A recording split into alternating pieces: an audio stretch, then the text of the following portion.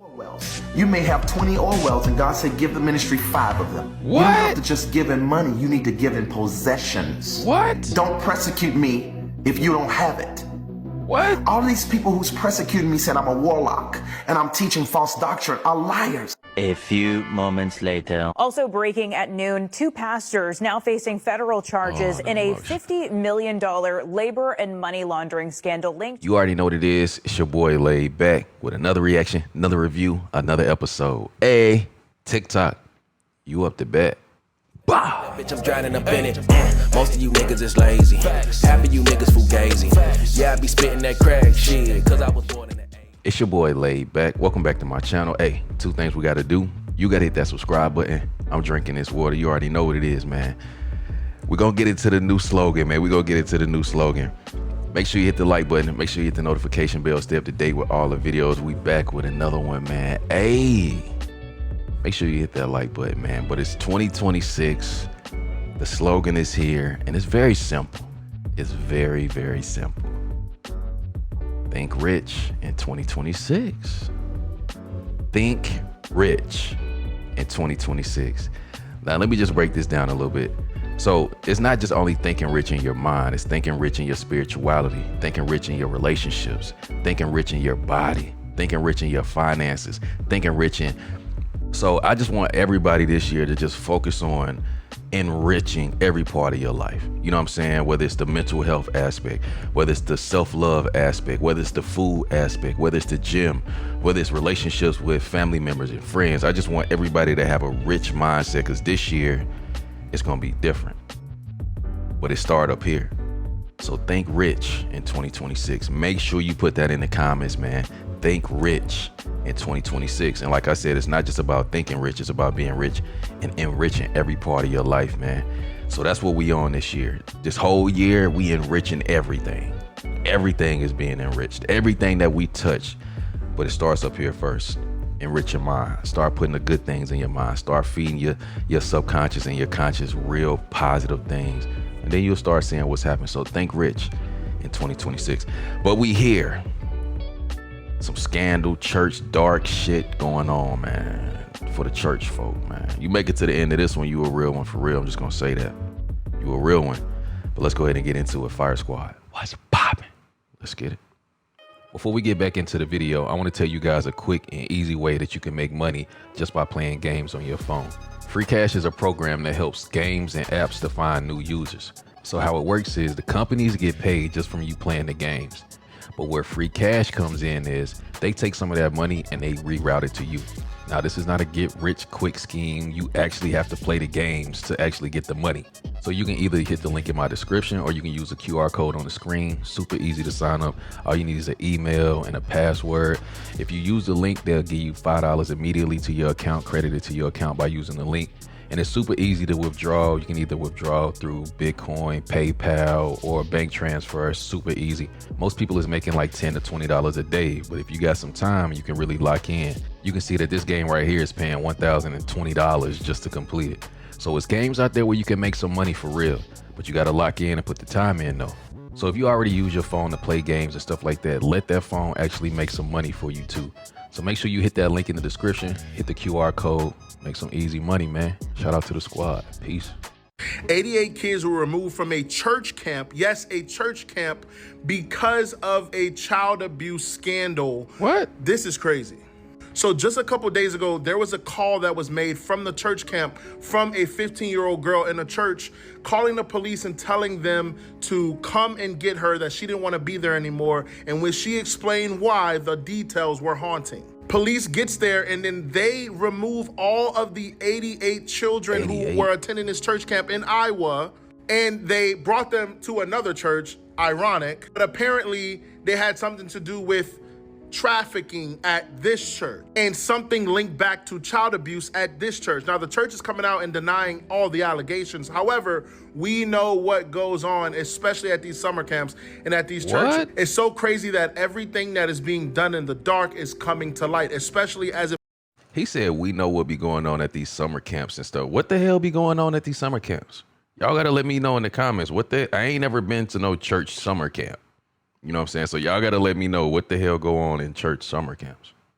pertains to the world state. These child abuse scandals in the church and at summer camps, at church camps, all these different things have been happening at schools for so long, and now we are seeing them being exposed here in the last several years. Now, the church is saying that they love the kid and they've never harmed him. Now, law enforcement did raid this church, but they did not find any fault against anyone in the church yet, per their investigation. So no one has been arrested or been charged or even been brought in. And so it looks like one of those situations that they're probably just gonna sweep under the rug. But however, if these children, or if this child specifically was being abused, is it one of those things that's just gonna be swept under the rug again? Now, a lot of people within the church are saying that they did a lot for this kid, but he was one of the troubled, I hate to use the word trouble, but he was one of the kids who were a little bit more like troubled. And when he got upset, he really got upset, and that's what he did. And I might have said 15-year-old girl at the beginning, but I'm thinking that it was a boy because that's the pronoun that they're using to describe the person that it was, okay? So it's either a boy or a girl, but either way it go, they were 15 years old, and they did make this call, and they did report abuse and child endangerment.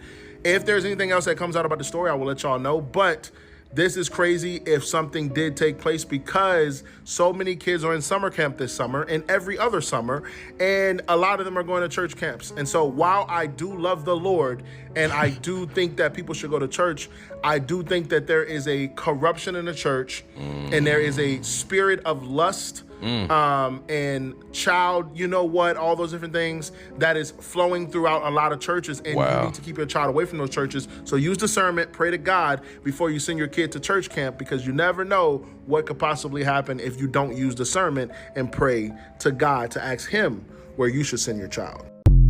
Do your own research. He said it's a boy, it's a girl. A 22-year-old French woman's blood-drained body was just found in an abandoned Italian church. What? Blood-drained body? Whoa. The details of this are really disturbing, and CNN doesn't have much right now, but apparently this was an attempt to do a ghost hunting TikTok stunt for a TikTok competition that's taking place. I have no idea what that competition is. I can't find it anywhere. It says that this also might have been a consented murder, aka a sacrifice, but there's no proof to that at this point. Witnesses say that there was a young man with her. The police are still trying to find him. He was apparently dressed up like a vampire, and then a witness said that they saw the victim before her death, and she looked like quote-unquote a walking corpse. Strangest part of this whole thing is that they found a package of pink marshmallows near her body at the crime scene. A big lesson here in ghost hunting: do not go alone. Always research where you're going. It can be very dangerous if you do not know where you are going, especially abandoned places. Always have friends with you, always carry protection, and just be safe. This stuff isn't a joke, and I'm really sorry for this victim and her family. This is really a heartbreaking story. That's kind of all the details CNN has right now, but I will keep you guys updated with more. Y'all, the St. Louis Police Department arrested 3 people after uncovering what it described as a cult-like church, where women who were being held captive wore veils over their face. This is Grace Capendo, Pazzi Harry, and Munga Fungamali, and they are all 3 facing kidnapping and assault charges. According to the probable cause statement, officers arrived around 1:30 a.m. on February 21st, after a woman escaped and flagged down a passerby who called 911. When officers arrived, they found a woman who had been bound with ropes and was bleeding from the head. What? She told officers she had been held against her will and hadn't been fed, and was also beaten. The woman led police into the room where she was being held, and there was nothing inside except a bottle of water and a bucket filled with urine and feces. Whoa. The name of the church is Mount of Olives Ministry, and apparently the churchgoers called the women angels. There was a white room where women were called good angels, but police were led into another room that had a makeshift doorknob on it. This is their Facebook page, and they also have a YouTube channel with over 1,000 subscribers. Fungamali just arrived into the U.S. from Canada for a 30-day fast. All 3 defendants remain in jail without bond, and their next scheduled court appearance is March 4th. This church is... A lot of churches use manipulation to control people. I'm sorry. And that's a problem. Whoever it is that's listening and they feel like that's their church, that's between you and the Lord. I'm not calling and pinpointing no church specifically. I'm saying there are a lot of churches that do that.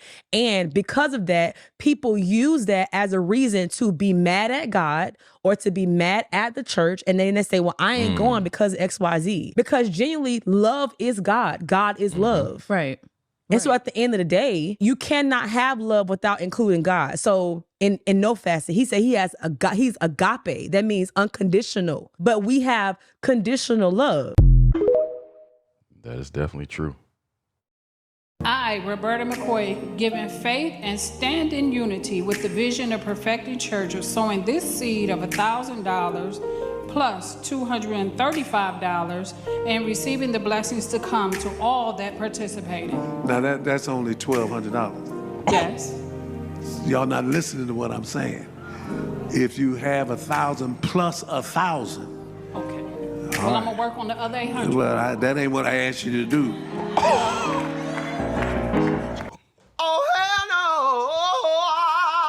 Man, I slapped the shit out your ass. I'm sorry. I slapped the shit out his ass. Pastor or not. The fuck? Let me chill. This is early. Well, this is the third, fourth, fifth. Let me calm down. We got a little ways to go, y'all. Let's just... The fuck? Excuse me. Tragedy happened at Joel Osteen's Lakewood Church today. There was a shooting at his church. In Houston, Texas, a lady dressed up in a trench coat with a kid entered the premises at Lakewood Church and began to shoot. Whoa. Now, Joel Osteen is one who holds thousands in his congregation.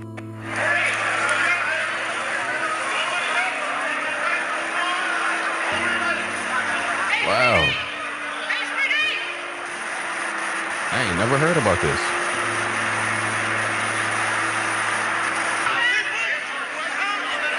Many people, scared for their lives, began to exit the premises. A female, approximately 30, 35 years old, entered the property on the west side here in the parking lot of Lakewood Church. Damn. She entered the building. She was armed with a long rifle and a trench coat with a backpack, accompanied by a small child, approximately 4 to 5 years old. Wow. Once she entered, at some point she began to fire. The officer and agent engaged, striking the female. Damn. She's deceased here on the scene. Wow. Unfortunately, the 5-year-old kid was hit. And is Oh in critical my condition at our goodness. Devastating news hearing that this kid is in critical condition. Oh my Please, goodness. brothers and sisters, keep your prayers out for whoever this child is and whoever this woman is, why she decided to go into Joel Osteen's church, why she decided to fire inside of there. That information has yet to be discovered. We don't know who she is or why she did this just yet. But in the meantime, pray for this child that is in the hospital. Damn. And also pray for the victims who may have been traumatized during this whole ordeal. May the Lord bring ease to their hearts. Amen. I love you guys. God bless. Shalom. That's nuts, man. A global FBI-led investigation into the secretive sect known as the 2x2s has uncovered decades of abuse, including a new case in South Africa. There are abusers we know of in South Africa that were put in remote areas. I became aware of the existence of these kind of things already in 2009. We're just scratching the surface, just the tip of the iceberg in South Africa. It's actually since 1905 in South Africa. This has been present. This thing is too big. This thing is too big. There's no way that one person can think out a resistance or start a rebellion on this. Wow. This is way too big. Wow. Hi, I'm Marianne Tam. I'm a journalist and associate editor with Daily Maverick. Now, the church was established in Ireland sometime between 1897 and 1901, and the initial founder, William Irvine, was joined by a man called Edward Cooney in 1901, which led to a rapid increase in followers of this church. It doesn't have one main leader or an official name. Outsiders call it 2x2s. Insiders call it the way or the truth. The ministers in our fellowship, they live with the members of the church. This is where most of the abuse has taken place, in the home. And what facilitated this ongoing and widespread abuse is the church's insistence that the members host the 2x2s, the missionaries, in their private homes. Now, these workers or brothers or sisters must be of the same sex, unmarried, and sworn to an oath of celibacy. Now, this is based on the fact that there's a prescription in the Bible that Jesus tells his disciples to go out 2x2 to spread the truth, and this is the inspiration for this particular missionary configuration. Now, since then, evidence has shown how some perpetrators have groomed their victims inside the very homes where they were staying. Now, the church is at the center of a global child rape and abuse scandal. It started in June 2022 when a church worker named Dean Brewer was found dead in an Oregon hotel room. Whoa. He was 67 years old. After Dean Brewer's death, multiple people told church leadership he and abused them. The accusations, the perpetrators just started rolling out, and people started coming forward. The interesting thing about child abuse cases is the average age to report is between 48 and 52 years old. Most survivors of child abuse do not report until they're older, which is why it's so important to change the statute of limitations. Wow. Cynthia Lyles is a former member of the church and a private investigator, is helping survivors to coordinate with law enforcement in various countries, including directly assisting the FBI by giving them information from across the globe. I'm a private investigator. I work on child abuse cases against institutions of trust. In the fall of 2022, I was connected with a lawyer who was working with 2 survivors from the 2x2 church. And I grew up in the church as well. So we started working on those cases in the fall of 2022, and in March of 2023, the Dean Brewer letter came out. I don't know if you're familiar with that. 9 months after his death, Doyle Smith, who was also part of the 2x2 church, wrote a letter to members that evidence found on Brewer's phone and laptop showed that he had sexually abused multiple underage victims. Now, as information about discovery circulated, individuals in several countries began coming forward, including New Zealand, Canada, the United States, Australia, and later here in South Africa. A case has been opened against a man known to Daily Maverick following an allegation that he abused in 1983 a 9-year-old member of the sect in Pretoria. Even though I've had decades of therapy, I still get very, very emotional when I talk about the shame and the double shame from the church and it all being hidden and there being so many victims. It's just, and I feel their pain. The survivor, now an adult, reported this incident in 2022. I spoke to Leon van die Kerk, a member of the church in South Africa, who refused to keep quiet when the survivor approached him. I also spent 22 years in the ministry in this fellowship. We grew up in this fellowship.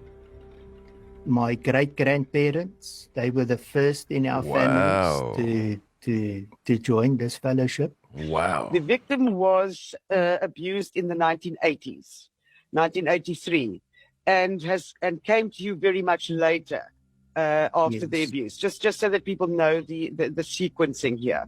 Yeah, about 40 years ago. But the suffering continued.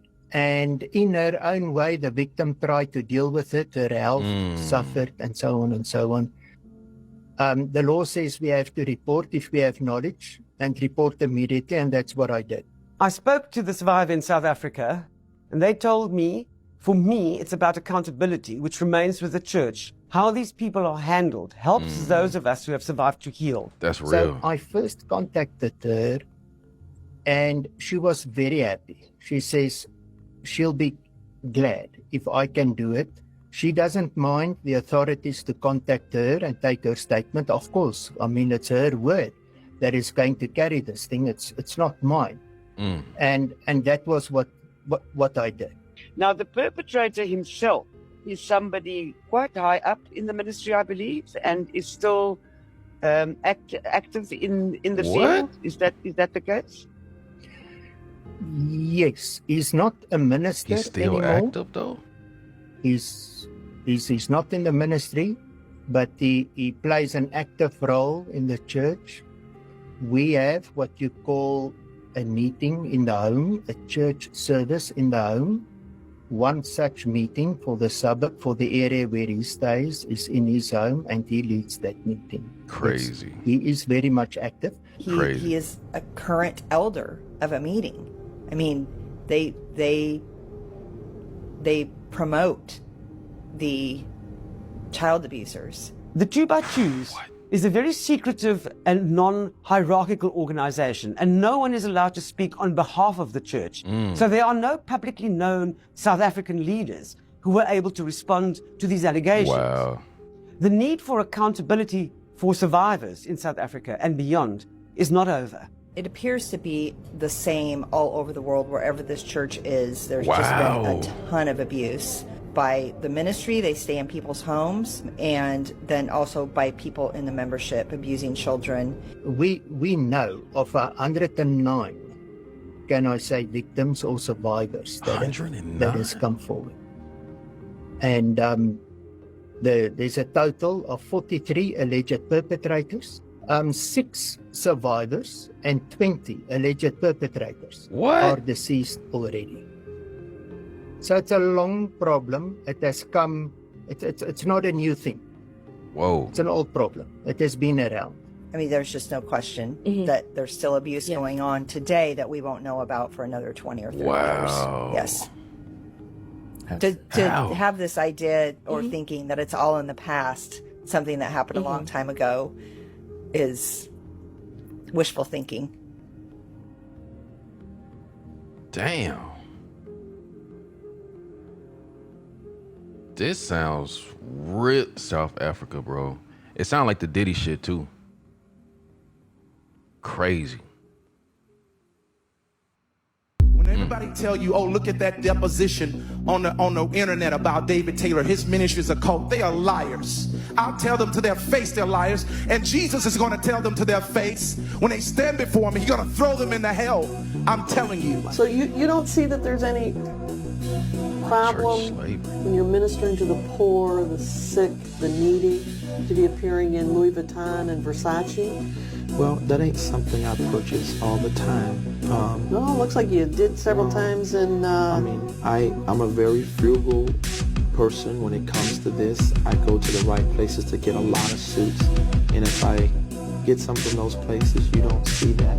I don't see Macy's. No, you don't see that, because Macy's don't have the kind of suits that I wear. And so y'all know I'm dressed down in my sweats and everything today. Yes, this is a Ferrari hat. And, I saw it when we were in the Ferrari store. You have annuities, you have stocks, you have collectibles, valuables, gold, silver. Some of you have land. Some of you got oil wells. You may have 20 oil wells, and God said, give the ministry 5 of them. What? You don't have to just give in money. You need to give in possessions. What? Don't persecute me if you don't have it.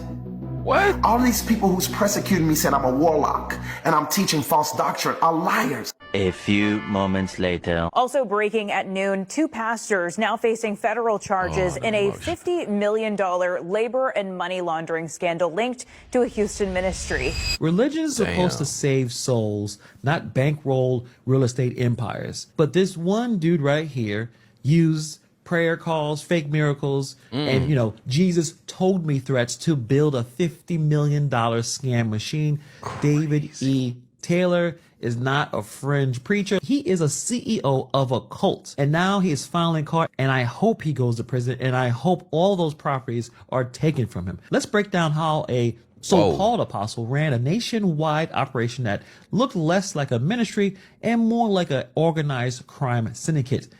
Let's get into it. And tonight we are learning more about the nationwide FBI raids, including here in Central Florida, involving leaders of a church that appeared on televisions across the world. Good evening. I'm Greg Warman. And I'm Martha Sigalski. Federal prosecutors say the leaders of the Kingdom of God Global Church used abuse tactics under the guise of religion to rake in millions of dollars. Channel 9's Nick Papantonis was in Ocala today as FBI agents scoured just one of the many properties owned by the church.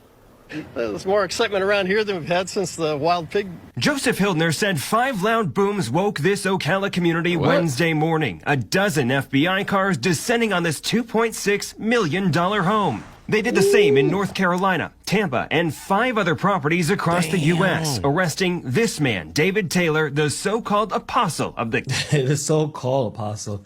David Taylor. I haven't seen him in a while. You guys are going to be seeing a lot of old clips. That deposition that's on YouTube was spectacular. Total fail. 2013 and 14, you spent over, Jam and mine spent over $30,000 in your clothes. Wow. Does that sound about right? What year was that? 13 and 14? Oh, God, yes, because I was traveling so much and sweating through all my clothes. 30, exactly. That probably wasn't enough because just have so... But they have to be top-of-the-line expensive ones. No, they're not top-of-the-line clothes. Louis Vuitton's not top-of-the-line? Those not where I get my suits from. Oh, my. Well, you got something from them spent thousands and thousands. Well, the belts are more lasting, so that's good. Come on, you're buying belts for $5,000? No, I mean, multiple belts. This guy is the OG scammer. Wow. Using the Lord as a way to obtain ridiculous amounts of wealth, power, influence. You see right there, very interesting. The top of his head has the color, but it looks like he is getting gray. He is getting older, obviously.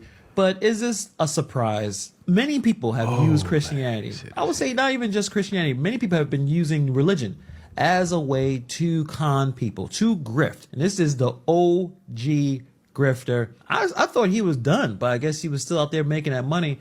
And things apparently just keep getting worse for him and the people that he took advantage of. Kingdom of God Global Church. Always restore to us the joy of your salvation. This video post. What? We want to check that out again. Church. Always restore to us the joy of your salvation. This video posted to the church's Facebook page the night before the raid shows the emotional nature of Taylor's preaching, but agents say a system of cruelty hid behind the tears. They accused Taylor of running call centers out of these homes, unpaid staff cut off from the outside world, told to raise an unreachable amount of money in donations, and when they failed, Taylor deprived them of sleep and food. What? This sounds like a cult. Right. This sounds like he made a sweatshop of call center workers, forcing them to do ungodly amounts of work to For get nothing. no money. Because remember, this is about the Lord. This is about getting money, resources to help the church. And he just had a sweatshop in America. This was not a foreign country. This is in America. Slave labor. Them trying to get as much donations out of people, probably people who probably can't afford to even be donating in the first place. You understand Mrs. Frazier to be destitute. And, under those circumstances, are you willing to give Mrs. Frazier back some of her money? Concerning her present circumstance, and I would love to do that if we had the money. Presently, we don't. And he had them sitting there, and if they didn't get the right amount of money, which they said was unattainable, they deprived them of food, shelter, and you see right here, psychological abuse, forced repentance, lack of sleep, physical assaults, and threats of divine judgment, which is probably the sickest part of everything, is if they can't raise enough money, somehow God is mad with them. That's extremely manipulative, disgusting. Say since 2014, Taylor pocketed $50 million. A staff member at his Ocala house after the raid refusing to comment. From bumper to bumper, just a black Suburban with opaque windows that you cannot see in or out of, and they were coming and going a lot. They'll come to his ministry lured through promises of a free housing, free meals. Pete Evans and Barry Bowen investigate religious fraud for the Trinity Foundation and interviewed some of Taylor's staff. They pointed to his far-flung properties and constant attempts to get his viewers to call his church, like you see here, as red flags. They say it's a well-worn playbook. They would believe he's closer to God than they are, and he feeds on people's ignorance. Nick is joining us live here in the studio. Nick, they also arrested the church's executive director. How much time are each of them facing? One of them faces 8 counts. That's the executive director. One faces 10 counts. It's 20 years per count and a lot in fines, including all the properties can be taken from them. We're going to show you the scale of this operation. 20 years per count? Yeah. Here they had. Before they even gets that, it's not just the heat. There's people like him prey on ignorance. Yes, that's part of it. Many people are coming into religion or coming into these type of cults. They're missing something. There's a hole. There's something missing. And they think that this church, this grifter here is going to help fill that, give them a sense of identity, a sense of purpose. And the grifter, the scammer, use that void to take advantage of them, to tell them things, to make them feel good. And then once they are truly engulfed in the cult, the scammer will have supreme power over these people. And it's not going to be the entire church necessarily, but the hardcores, the people who really ride with this David Taylor individual, they're going to be the ones calling, trying to get as much money out of people as possible, putting themselves in positions where they are getting abused by this individual. Staff members working in 4 different states, 2 sites here in Florida. The sermons aired on the Word Network, which is one of the largest religious channels aimed at black churchgoers. And just if you're interested, the money was spent on cars, boats, ATVs, a lot of luxury goods there. And I'm sure, man, just a terrible, terrible individual. And another aspect of it is going after people who don't have a lot. Black and brown communities, they are really heavy into religion. So they're more likely to be taken advantage of. They think if I pray enough, if I do enough, maybe my chances or my fortunes in life will be reversed. That I finally find my way. And scammers, fraudsters, religion is the best tool to take advantage of people.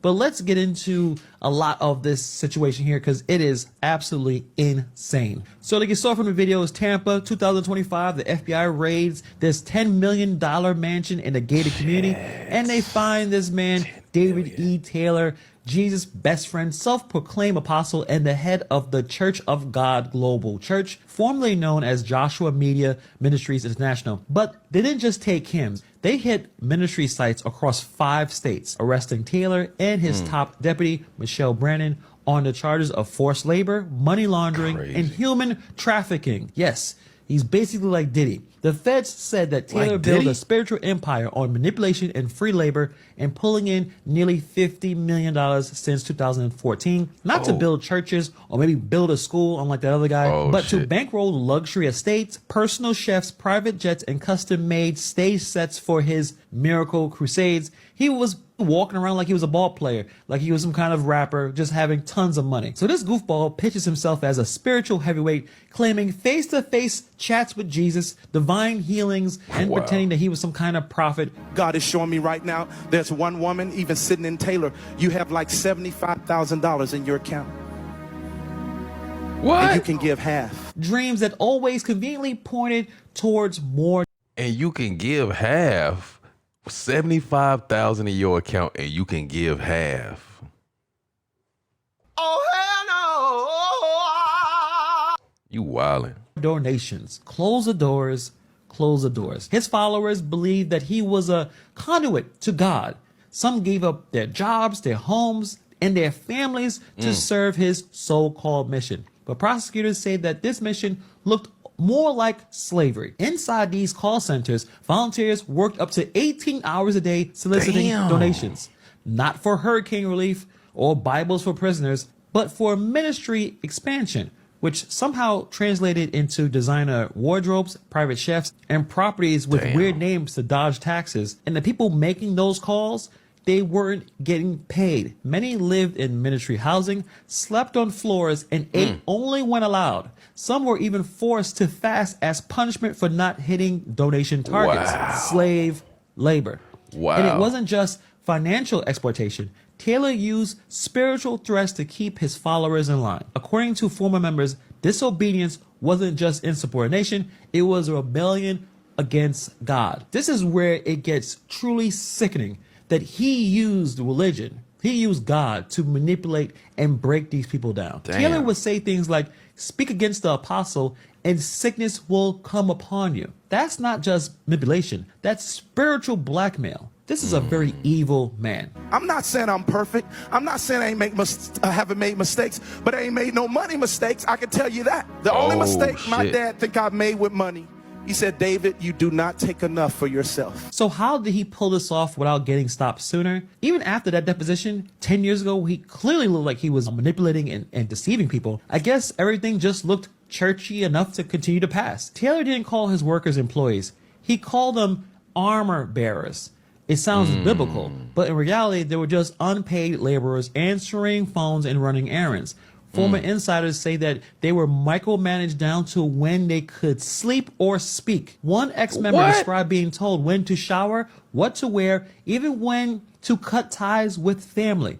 Taylor allegedly pushed people to abandon spouses who weren't fully on board with him. And obviously, when someone pushed back, Taylor had the whole bag of cult tricks and cult tactics: public humiliation, sleep deprivation, social isolation, and fear tactics dressed up in scripture. According to text messages shown in court, Taylor instructed staff to punish underperformers with food deprivation. Take away the food, he texts. What? We must make them fast and pray. That is disgusting levels of manipulation. Take away Some their workers food. were told that they had to raise $500 a day in donations, or else, if they didn't, they would be publicly shamed or threatened with divine punishment. One woman said that she was warned she'll get cancer if she ever left or spoke out. That's how fear becomes doctrine. Taylor turned fear into faith and obedience into worship. And the irony of all of this, the same people told to skip meals were watching Taylor eat gourmet meals, gourmet dinners prepared by his personal chef. The same folks that were giving up sleep were cleaning luxury cars that they would never ride in. He lived like royalty while his flock lived like bums, all under the banner of holiness. This sounds like Jonestown too, with better branding, and I guess hopefully no one died in this situation. But I don't know how else I can compare this. And like I said, this wasn't exactly in the shadows. 10 years ago, a deposition leaked, and it's on YouTube, where Taylor explained with a straight face that he spent $30,000 on clothes in 1 year because he sweats through his suits. He admitted owning a $2.8 million mansion, driving the luxury cars, all while watchdogs were giving his organization an F in transparency, and the IRS was revoking its nonprofit status. But Taylor didn't stop there. His team once claimed that they had a $10 million donation from an NFL player to buy an entire shopping mall. The player denied it, the project collapsed, and Taylor sued everyone in sight, St. Louis County. Meanwhile, unpaid contractors sued him for millions for a massive stage project his ministry commissioned but never paid for. That trial in 2023, they lost again. But the money was just the surface. A former gospel singer says that Taylor seduced her with lavish gifts, fur coats, even a Jaguar, and then turned around threatening her when she tried to leave. She says he warned her that she'll get cancer if she spoke out. His ex-wife accused him of infidelity and abuse. Other ex-members said that they were told to abandon their families, surrender their paychecks, and serve around the clock or face eternal damnation. One group of men said that they were forced to drive women to Taylor for private meetings, then give them plan B afterwards. Think about this. This was extreme levels of exploitation. This man deserves to be in prison. The DOJ's 2025 indictment describes Taylor's ministry as a nationwide forced labor cult. That's exactly what it sounds like. These people need to go to jail. They need to never come out.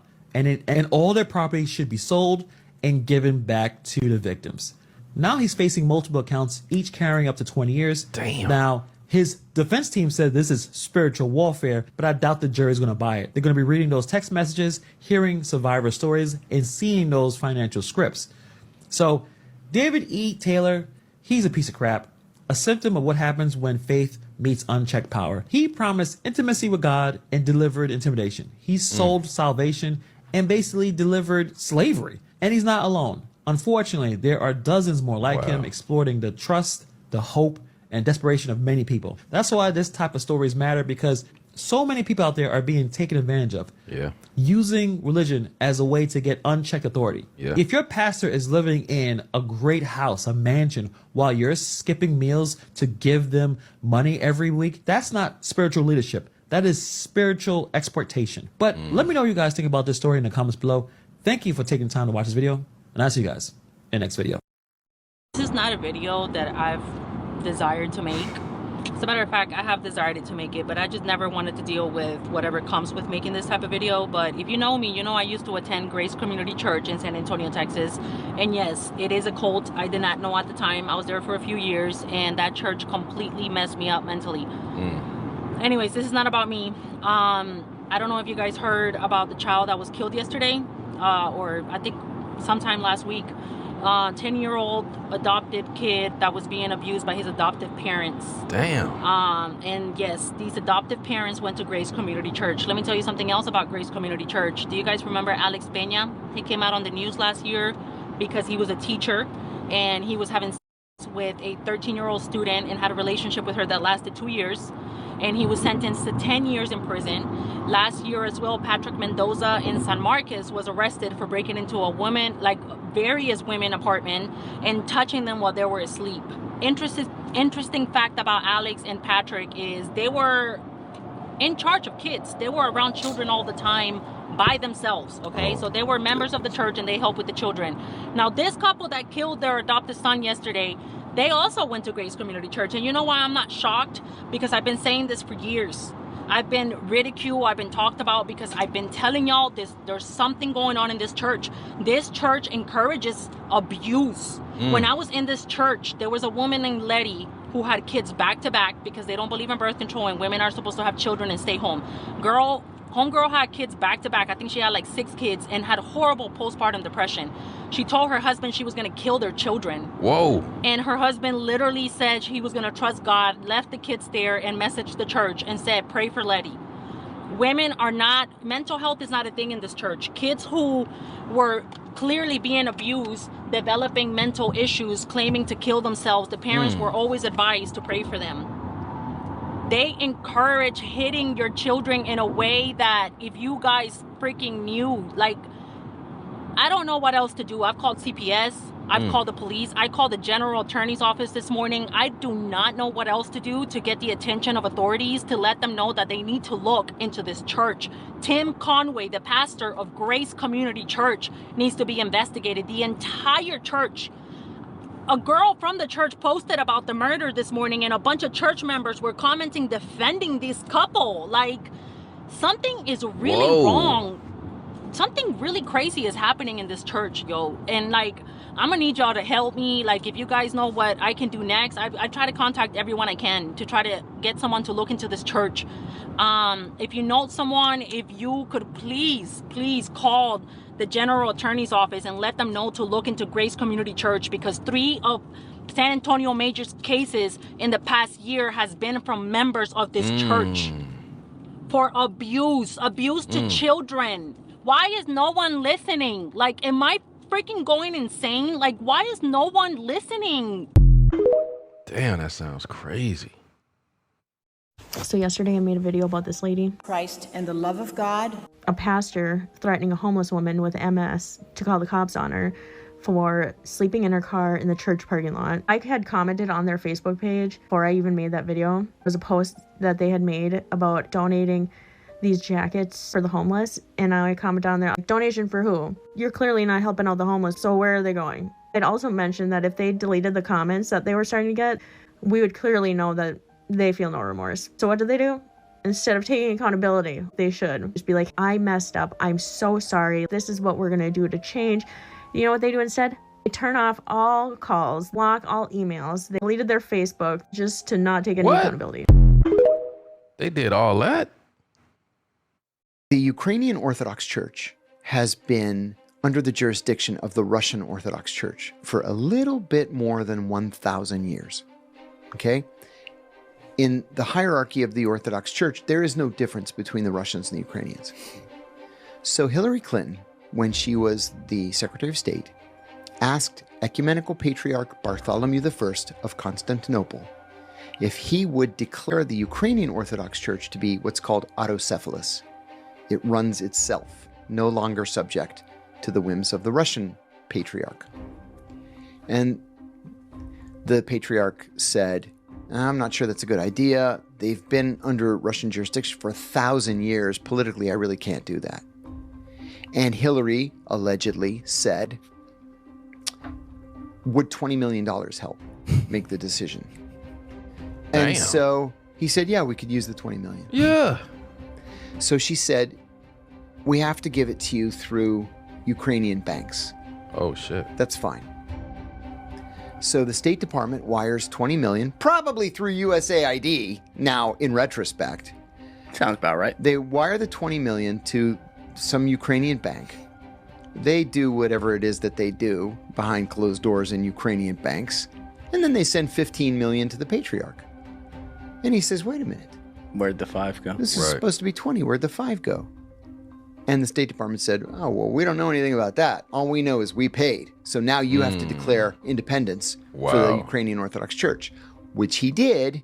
And it immediately caused a near war situation between the Russian Orthodox Church and the Ukrainian Orthodox Church.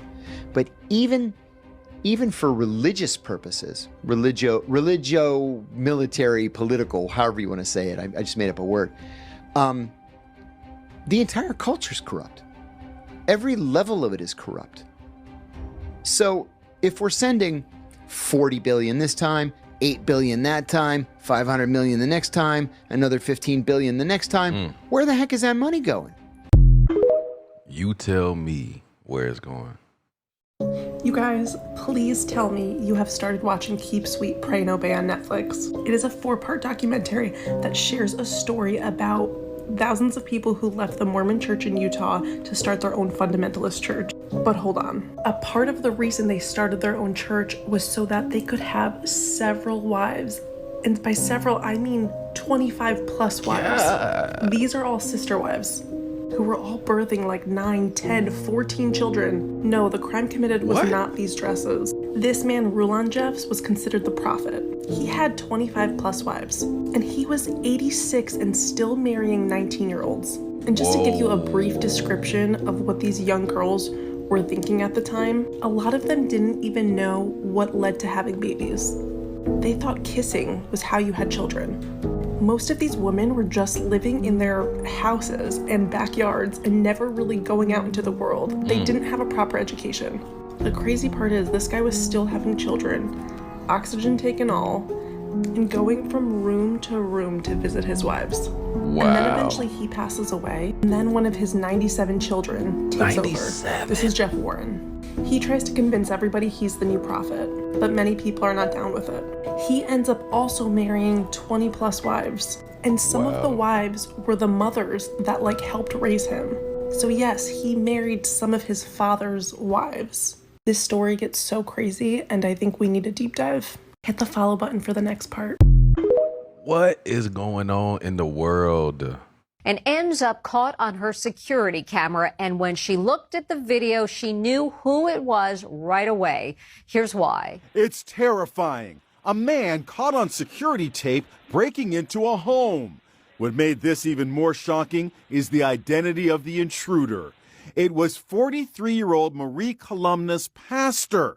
There he was in her kitchen, clearly identifiable.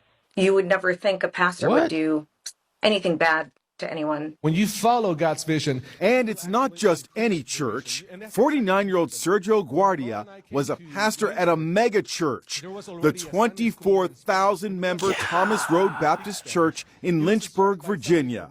Maria and her husband were very close with the pastor and his wife, as seen in this photo. What was Pastor Guardia like? Very charismatic, extremely nice. But after she divorced her husband, Marie says the pastor's behavior became increasingly odd. He started just showing up to my house. My kids wouldn't be home. It'd be in the middle of the day. And he would just show up and bring me groceries. He did that a handful of times. Sometimes I would get home and he'd be right on my porch. So I couldn't even avoid him. But nothing prepared her for this. Surveillance video, which was taken while she was away for the weekend with her 2 kids. I just couldn't process that it was Sergio. Lo and behold, he came back the next day. I was watching the live feed of him entering my daughter's bedroom. She called the cops, and you can see them with guns drawn. They even use a police dog in their search, but the pastor had already fled. Guardia was charged with burglary and stalking. What in the hell is going on? These pictures I'm about to show you are very disturbing once you know the story behind them. These are pictures taken of the Children of God, now known as the Family. They were a radical Christian cult that hit their peak around the early to mid-70s. Around that time, they had about 10,000 members in dozens of countries around the world. It started with this man, David Berg. He looks creepy, right? It's because he was. He was a predator, justified incest, abuse of all kinds. All the members had to have sex with each other, even if they did not want to. Even the He told his followers that the world was going to end and that they were God's soldiers that were going to fight the Antichrist. Members had to drop out of society. They were only allowed to make money by begging on the street and selling pamphlets that they were given. David Berg also promoted this thing called flirty fishing. where members, mostly women, would go out to bars and pick up men and have sex with them. They would try to convince them to join the cult, and if not, they would ask for money. It was literally trafficking his followers. One of the most disturbing things I've seen about this cult is the story of Davidito, the book where they explain how every cult member should raise their child. They advocate for child abuse of all kinds and incest. It also get his followers to send videos of women and dancing naked and singing religious songs. If you want to hear more, I just released an hour-long episode on this cult, and I also talk about Ricky Rodriguez. He was born into this cult, and when he grew up, he realized he had been abused and that this cult was evil. He then killed one of the leaders of this cult and took his own life. Yo, that's crazy. Thank you, Jesus, for the man who once led one of the largest congregations in America. Today, walking into an Oklahoma courthouse, pleading guilty to abusing an underage girl. This has taken my entire lifetime to get here. That girl was Cindy Clemishire, now 55. Inside the courtroom, delivering a message to her abuser through tears, as Gateway Church founder Robert Morris admitted to 5 felony counts of lewd or indecent acts with a child in the 80s. People need to know who he is, that he came into our home as a disguised as a preacher. The abuse began on Christmas night in 1982, Cindy says, when she was 12 and Morris 21. It continued for years. A secret Cindy kept until 1987, when she told her parents and church leaders, and for the first time last year, shared publicly. He started by touching my breast and putting his hands in my pants. Decades passed. Morris grew into an evangelical powerhouse, even serving on President Trump's Spiritual Advisory Council, at times alluding to past transgressions in his sermons. Sexual temptation is an appetite of the flesh, and I developed an appetite before I was saved. His sins that NBC News reported on last year, now officially crimes. Morris handed a 10-year sentence, though he will only serve 6 months in a county jail as part of the negotiated plea deal. He will also have to register as a sex offender and pay $250,000 in restitution. There is hope to come out of shame and to be whole again. 6 months? If you go to the museum in Rome, you'll find they still have the torture tools there in the museum. They're proud of them. They have the Pope's spear, which went up in a woman's vagina. I saw that one. Whoa. Pop them open from the inside. What? They had a spire that they would lower a man down onto the spire through his butthole over and over again, up and down until he died. No Diddy, bro. For real. They just had all these torture mechanisms. But what they would do is get the leader, the king, the chief, the guy who does all the sage and all that stuff, the medicine man. And then they would say, look, we need to convert everyone to this. And if you don't, then we're going to kill you. You're fucking from the inside out. Yeah, exactly. Who would do the fucking, because I feel like that would be against Catholicism. It would be one of these people from their church system and be, hey, so there was a fucker. There was a guy who would There was a guy, he'd connect you and get you lined up perfectly. This is some barbaric stuff. In this week's episode, we're going to be talking about an infamous cult. This cult has been active since the late 60s, and unfortunately is still active today. They originally called themselves Teens for Christ, but gained notoriety as the Children of God. This name was changed twice more, to the Family of Love, and eventually in 2004, they settled on being known as the Family. As lovely as these names sound, this group was indeed a cult. Vulnerable members, especially children, suffered physical and emotional abuse. To put it bluntly, women and children were exploited and trafficked to outsiders and to their leader and founder, David Berg. Members would send him videos of massive orgies, as well as dancing and undressing for the camera. The Children of God weren't as isolated as most cults in terms of physical location. At their peak in the early 70s, they had roughly 130 groups around the world, with 10,000 members. David Berg started out as a radical preacher that rejected traditional churches and society. Young, impressionable hippies flocked to his teachings to get closer to God and have a community of their own. But as time passed and Berg amassed more followers, his words started to change. He began twisting the Bible to justify his own malicious desires, specifically his attraction to children. In addition to talking about this cult, we're going to be looking at one man who made a large impact within it, Ricky Rodriguez, aka David Moses Zerby. That was the name he was born with. Berg claimed that this little boy was a prophet, that he would fight the Antichrist in Armageddon, the final battle between the forces of good and evil. But Ricky's life was far from glamorous. He was abused and manipulated his entire upbringing. Evidence still exists today. He was photographed with naked nannies, and his abuse was detailed in a book called The Story of Davidito. It was written by Berg and other nannies. They framed this abuse on Ricky as natural and in love, and encouraged members to raise their children the same way. When Ricky grew up and he left the cult, he realized that this so-called love from the family was actually dark and perverted. Ultimately, he would decide to take his revenge, but not for himself, for the thousands of vulnerable people that were hurt by his mother Mariah, David Berg, and other cult leaders. As of today, the family still denies any accusations of abuse, sexually or physically. They deny any wrongdoing. This is some fucking crazy shit. This is why we call our former church a cult, because this is cult-like behavior. This woman is 100% correct, and I'm here to back her up today. Minnesota has a lot of like cults and culty-like churches. She's trying to bring attention to one that I think I might have a story time about. And no, it's not that big Westwood church that's over in Minnetonka, although I do have a number of concerning stories about that one and some weird things I saw from them growing up. My story time actually takes place in the 1960s because it's my dad's story time. That's how long a lot of these like culty churches and cults have existed here in Minnesota. Because obviously, Minnesota has a lot of open farmland. It's the perfect place to take people and hide starting one of these. Now, if you're familiar, my father is no longer with us. He passed away when I was younger, so I will do my best to tell the story time to the best of my 9-year-old memory. But as the #1 rule of storytelling goes, every story is retold a little differently, and that is the new canon. This is actually the story he was saving for our first big heartbreak. It's of his first heartbreak, and if you think I'm a good storyteller, he's like OG storyteller. I'm just a novice compared to what he had. Sometimes he would guest lecture at colleges because he could just capture an audience like that. So he was born in the 1950s. This takes place when he was in high school with his very first girlfriend, which would have been around the late 60s, which perfect setting for this story. 60s and 70s were a big era for this. Now, he lives in a very small town in southern Minnesota, and a lot of his friends and family went on to marry their high school sweethearts. So he met this girl, he thought this was it, this was the love of his life, this was going to be his wife someday.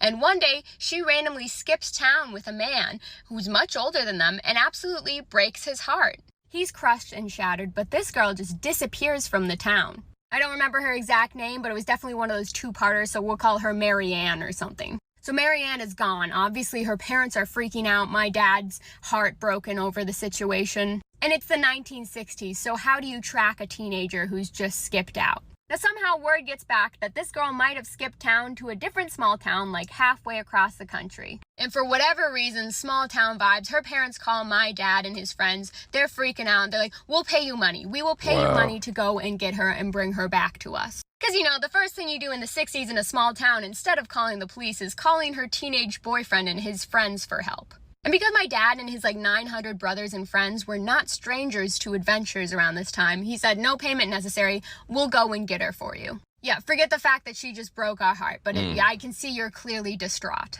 So I don't know if he went alone or he brought one of his brothers or friends, but another issue is that they didn't have a car, right? It's the 60s in a small town. There's one car per household. Teenagers didn't really have cars there. So they do what any teenager in the 60s had to do, and they decide it's time to hitchhike across the country to go get this girl at a town she might be in. And they do it. They hitchhike from town to town, from car to car, until one car they get into, this man hits the pedal to the metal. They are flooring it. Everyone's like, what is going on? And that man yells, everyone get down. And suddenly they're getting pew-pewed at. What? And they're in the backseat like, no, of course this is how we go out, right? This freaking girl, and we get dragged into all of this. Wonderful. But they get out of that as quickly as possible, of course, and eventually they arrive to where the girl is with the older guy that she ran off with. Now, I don't remember if they actually convinced her to come home to speak to her parents or not, but that detail isn't exactly important. Because in the end, she didn't stay back in the town. She went off with that man and stayed in that culty church. And we even asked my uncles for her real name one day to look her up on Facebook to fact check this all. And it's true. We found her. And to this day, she's still married to that man. They pumped out like 1 million children, and they're living on a farm somewhere in northern Minnesota, still a part of that church. Wow. And yeah, glad that at least everything worked out happily and fine for her. But these are really real things that exist here in Minnesota, and they do prey on young people. And unfortunately, they've been around for forever, and a lot of them are just rebranding as these mega churches. Many of the kids that we reach, they were turned away from their families before, and they were looking for something to live for. And then they came into the family here, our family, and found love and peace and happiness and wanted to stay here. The family claims to have about 3,000 members around the world, and about 40 live together in this factory with segregated dormitories and a daily timetable of work, rest and communal rejoicing in the gospel. The movement began in California about 3.5 years ago, and most of those here at the factory are American. Many of them used to use drugs regularly, but now they say they're turned on by Jesus. However, their critics have accused them of being secretive and sinister, of turning young people against their parents, society and the church, and of brainwashing youngsters into handing over their money and possessions to the movement.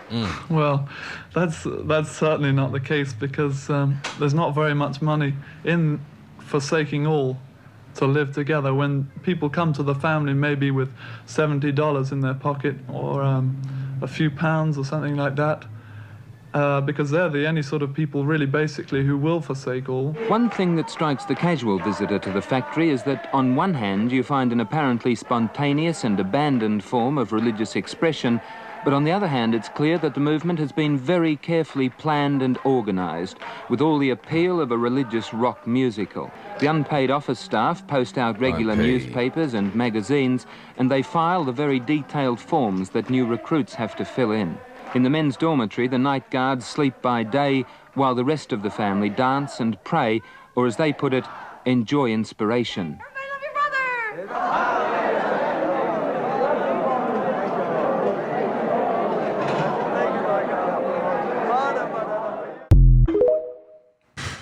Crazy shit. You know, and David E. Taylor got busted by the FBI yesterday. You know, it's the... Is this the guy in Dallas? He's in Houston. Yeah. Houston. Yeah. What happened then? What's up? I'll let you finish. Oh, yeah. I'm just saying the whole system is corrupting, and it's because of the religious economic theory. We're pitting churches against each other, vying for consumers with no external accountability, and it just creates the Wild West, and anything goes in the name of Jesus. And Dan Bramer, who's one of the smartest men I've ever sat with, philosopher and theologian, he goes, no one believes something that's stupid, Nathan. And so Kenneth Copeland, who his boys waved their guns and their fake badges at me, like, he believes what he's doing, and he believes he is spreading the gospel. Joel Osteen believes it. Ed Young, who had me arrested and roughed up, believes it. My brother-in-law, who's dying, believes it. And so I don't blame any of these guys. And the system, yes, we live in a capitalist society where things cost money, but we have to be able to separate the church from the building, the true church, the ecclesia, and say this needs to be regulated. And right now it's unregulated in the name of separation of church and state. What happened in Houston? That's because this was yesterday? Yesterday. Yeah. So there's an apostle named David E. Taylor, loud, outgoing guy. You know, he says that if you talk negatively against him, God's going to kill you. You know, he's that type of preacher. And he preys off the most vulnerable. He's raised $50 million in about the last decade. Crazy. And because there's no accountability, he can do what he wants. His home in Tampa, Florida, his parsonage. So this is a home paid for by donors. $8.3 million, 28,000 square feet was raided by the FBI. He has about 28 million in real estate. So he's taking money from the most vulnerable, who Christ is there to protect, technically. And he's inuring himself and just building his portfolio. He owns Bentley, Rolls Royce, all in the name of Jesus. He's got people working for free at call centers till 4 a.m. And if they don't hit their donation quota that they have to raise, they have to get on their knees and beg him for forgiveness. Are you serious? Yeah, all in the name of Jesus. Beg him for forgiveness? Because he's anointed, Sean. And so the system, like I said, when you take the business and the true church and blend it, it's a disease. Because Christ's message is antithetical to legal systems. He was a counterculturalist. You know, he didn't like, and here's what I love, because we're seeing this, we call it the death rattle in the show. We're seeing this happening in Washington right now. Church and state are colliding. So if Christ really wanted to transform the world through politics, he would have marched straight to Caesar and be like, I demand a meeting with Caesar. He could care less about Caesar. He said, I don't care about your politics and your games. You guys deal with that. I have to deal with the heart. And so we have the ecclesia here this is to deal with the heart. And then we have the business. The business is not inherently bad, but you have to call it a business. And right now, no one calls it a business because it's been infected, and we call this the church. I'm going to church. You don't go to church.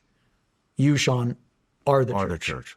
And then whatever that is, as it morphs and changes throughout the decades in history, sure, that's a place where we can meet and enjoy the donuts and coffee and listen to cool music, and that's not inherently bad.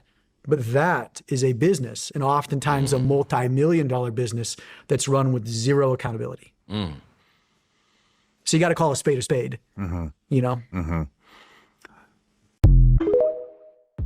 All right, guys, that was another compilation, man. That was about the church and the dark sides of church, man. You made it this far, you a real one for real. Make sure you put that in the comments, man. This was crazy. If you know any stories or know anything about any of these churches and in these different places, or you got stories or know certain things or people that was, put it in the comments, man. A lot of people be moving crazy under the name of religion and spirituality and be getting a lot of wild shit off, and it's crazy. Make sure y'all being safe out there, man. Like I said, this year, think rich. Think rich in 2026. Till next time, self-love and positivity. Fire Squad, I love you guys. Till next time.